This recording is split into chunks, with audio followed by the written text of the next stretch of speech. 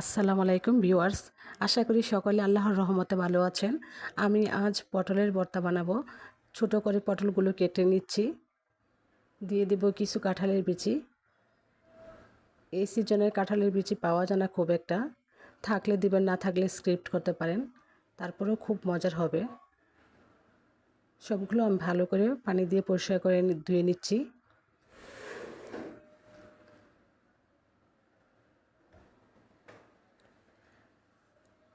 একটা হাঁড়িতে আমি অল্প একটু পানি দিয়ে সিদ্ধ বসিয়ে দিব।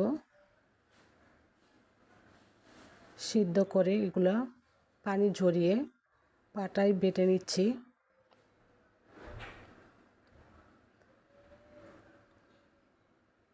এইভাবে পটল ভর্তা বানালে খুব ভালো লাগে খেতে। যেদিন এই পটলের ভর্তা বানাবো সেদিন তো আমি ভাত একটু বেশি খাবো।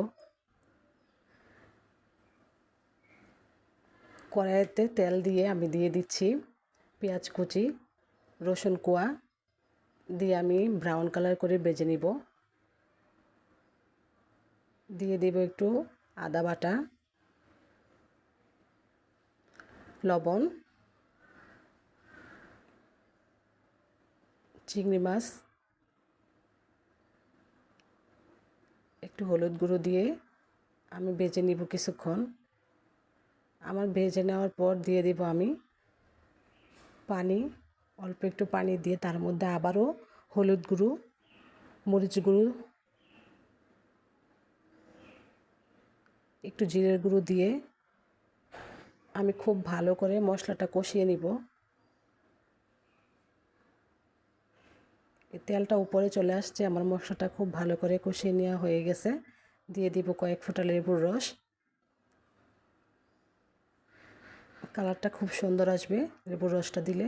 দেখেন খুব সুন্দর হয়ে গেছে মুহূর্তের মধ্যে। দু তিনটা দিয়ে দিব কাঁচামরিচ। কাঁচামরিচটা খুব ভালো সেন্টের জন্য দিয়ে দিয়েছি। পটল বাটা দিয়ে আমি এটাকে সময় লাগিয়ে আস্তে আস্তে করে রান্না করব। ততক্ষণ রান্না করব যতক্ষণ না পটলের গায়ে থেকে পানি শুকিয়ে যাচ্ছে, ততক্ষণ আমি রান্না করব।